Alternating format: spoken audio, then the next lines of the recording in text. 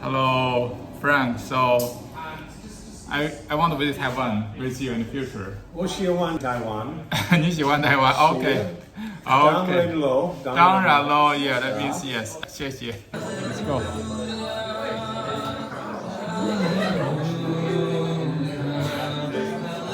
Hi, how are you?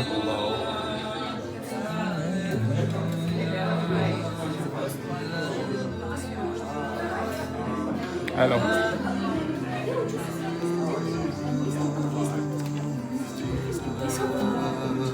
你好，朋友。你好 ，Frank. I didn't have money for this. Okay. Ой, Queen. King. Yeah. Hi guys. To be honest, this is the best ever. 这个好吃。好吃，你喜欢拉面？Frank is eating the Taiwanese ramen. What I did in the bomb shelter without any preparation. He told me he was a music student. I had to believe him. So I took a deep breath, and I need your hand for this, if you don't mind. Che gelida manina, se le lasci riscaldar, e qui la luna l'abbiamo vicina. I love it. Thank you. I love it. Even though I don't know a word. The singer didn't speak a word of Italian. Good and drawing girls, and I very try. Thank you. 我们其实是有一天在奥德萨的市中心走路的时候，然后 Frank 看到我们，主动跟我们打招呼。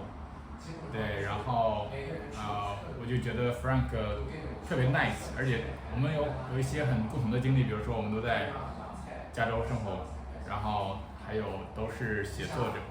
你的中文名字叫什么？中文名字 My name in Chinese? Yes. Well, it means Frank Hickey. I lived in Hong Kong Yeah. in '94, before the takeover. Yeah. And I 3 years before. Right.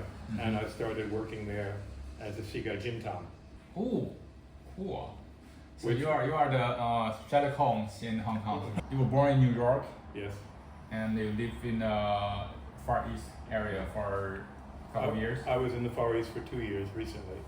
Recently. Yes. Oh, okay. After '94, I came back to the States. In 2018, I went on my tour of Asia, which lasted for 2 years until COVID forced me out of India. Oh, wow, India. And I Wow. returned to America. Wow. And then came here, Ukraine. I was actually working as a detective in New Mexico for Okay. the state of New Mexico Okay. when Putin invaded Ukraine. And I felt I had to do something. Yeah. I told my boss I was leaving and going to Europe to help out in whatever way I could. I tried to join the Ukrainian Foreign Defense Legion, Yeah. and they said to me, Dedushka, Dedushka, Dedushka, Grandpappy, Grandpappy, Grandpappy. Yeah, I've heard of that. Well, they had an age limit, and I was long past it. So I decided to create my own life here and help as best I could and teach whatever I could teach, which is now English, French, ballroom dancing, and also the Yapun Jiu-Jitsu, especially to women, Okay. because the Russian army is using sex attack Yeah. as a weapon of war, Always. always, and they were the only country in Europe that I know who did it during World War II. Yeah, and they are doing that in Germany, in Eastern European countries, and in China as well. Yeah. I wanted to train people as best I could in whatever I could teach them. Yeah. That takes up most of my time to do this and my Yeah. time here in Odessa. Yeah, that's fantastic. Also, you work as a detective and a policeman for a long time. A long time.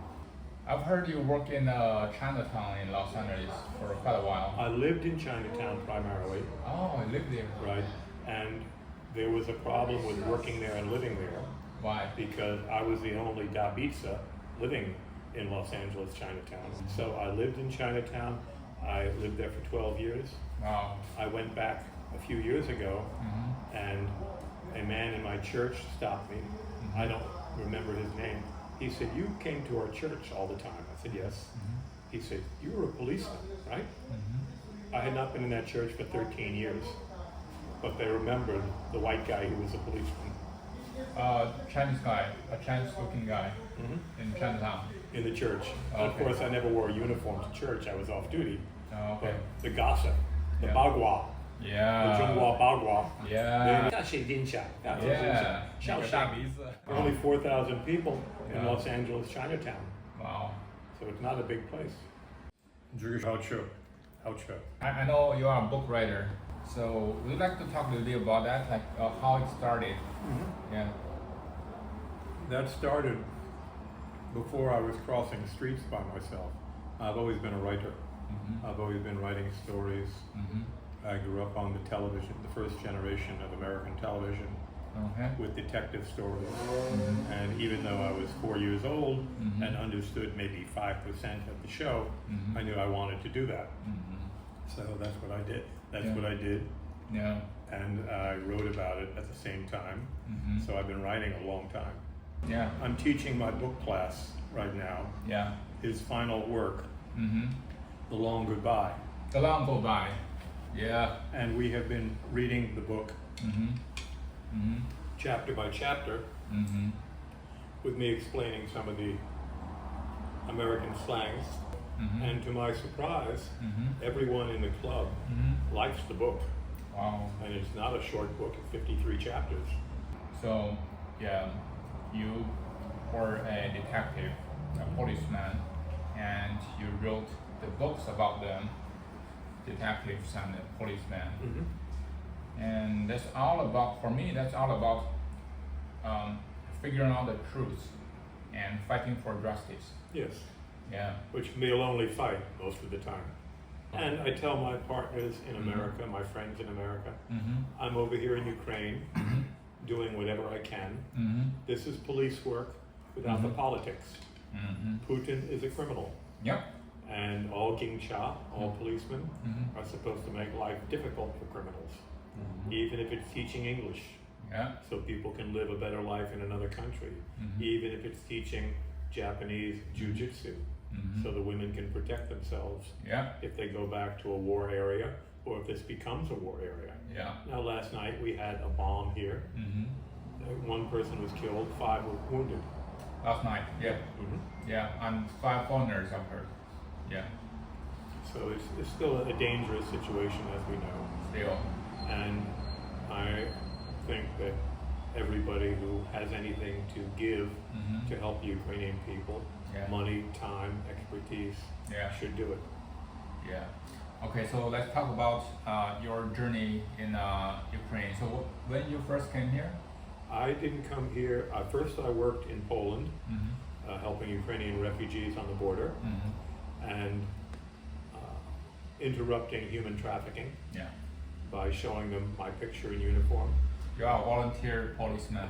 and saying, "I'm retired. They threw me out. They said I was crazy.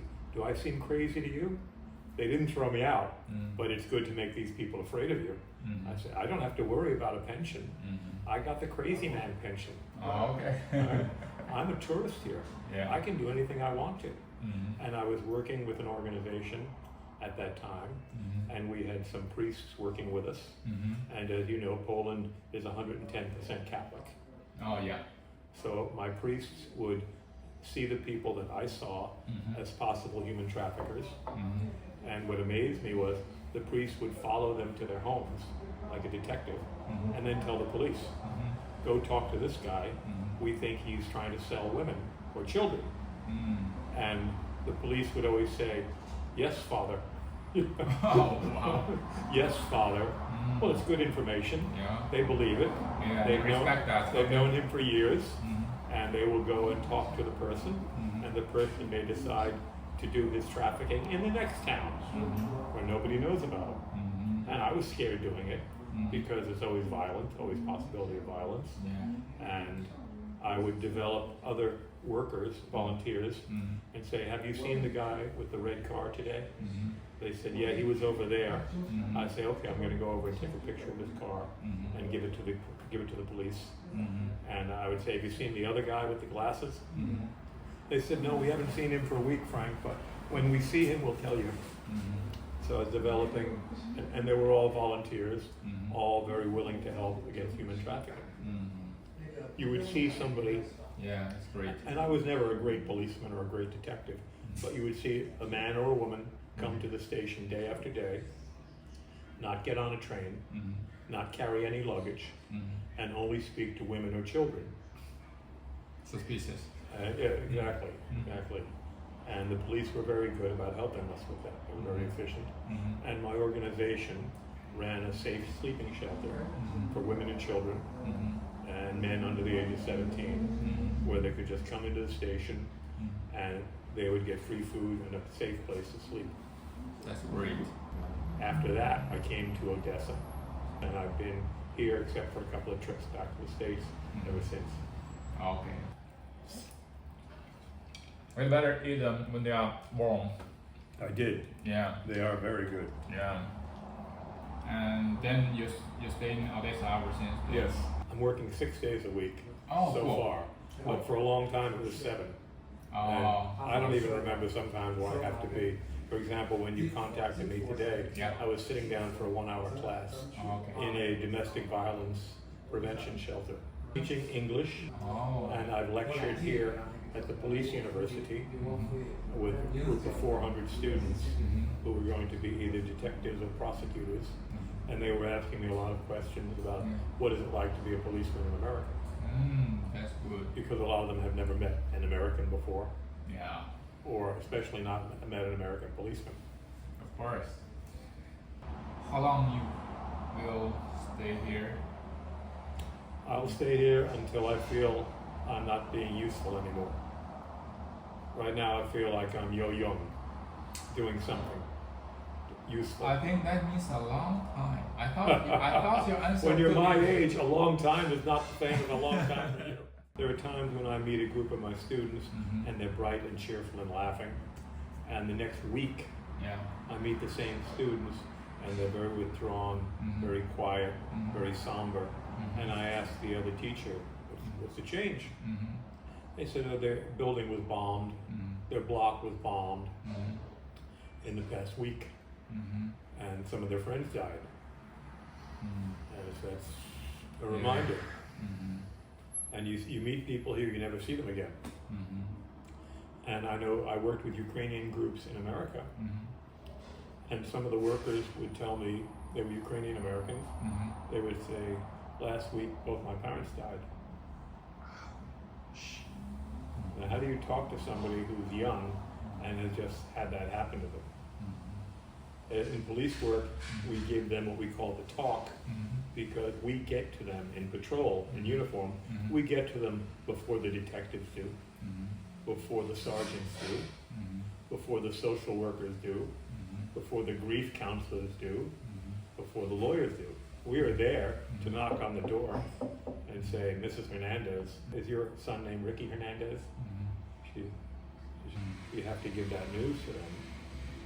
And sometimes I had to give that news in Hong Kong law, you know. And you see the grief in the faces, and you have to give them something to hold on to. You didn't suffer. And sometimes you have to keep your leg back so the person doesn't grab your gun and commit suicide because they're overwhelmed. So you have to be compassionate and careful at the same time. Shaoxing. Careful. Yeah. So, as a foreigner here, me myself have been asked a lot of times, so why you are still in Ukraine? How long this war gonna be last? It's important to keep everyone cheerful, starting with yourself. I don't want to think about what will happen otherwise, because the Russians have shown no regard for human life so far. Even if this country surrenders, I say, in Europe, France surrendered in 1940. 4 years later, the Germans were still taking school children out to shoot them and kill them in reprisals. Same thing with Holland. Same thing with Norway. So surrendering. And in Belgium. Right, and in Belgium. Yeah. Surrendering doesn't mean you're safe. Surrendering just means you've surrendered. And the Germans, as I said, when somebody threw a rock at a German car, they would go to the next town and kill 10 children to prevent that from happening again. So I think the history taught us that in the year 1932 to 1933, right in here, this country experienced all of the war, yes, under Stalin. About 4 million people died of starvation. And that's not in war time. Right. That's in peacetime. And same thing happened in China in the year 1958 to 1961. After the so-called New China already established, and like more than 30 million people starved to death during the peacetime. So when people ask me that how long this war will last, I will quote Zelensky's speech like, don't ask me how long this war will last, ask Putin why he still has the power to continue this war. For people who want to help Ukraine, but they might be scared to come here, what do you want to say? Well, if you want to play the odds, aside from going to Las Vegas, there are 1 million people in Odessa, and in the past year, maybe 30 have died in rocket attacks. So the odds are definitely on our favor, on your favor, especially if you go to the bomb shelter when you hear the alerts. So while it's dangerous, it would be much more dangerous for the world if Ukraine surrendered. Yeah. And I would urge everybody with any skill at all, even making pizzas or unloading trucks, to come here and help out. Last question. Are you writing a book about your journey in Ukraine? Yes. I'm a natural writer. You could put me on a desert island, I'd be drawing words on the sand. It affects me. I also know from my own stress in police work, keeping a journal of any kind is what the head shrinkers say. Yes, good idea, good idea. Keep the journal. You don't have to try to get it published. Nobody has to read it. But you see when you're going up or down emotionally, how you can recover, how much you've improved.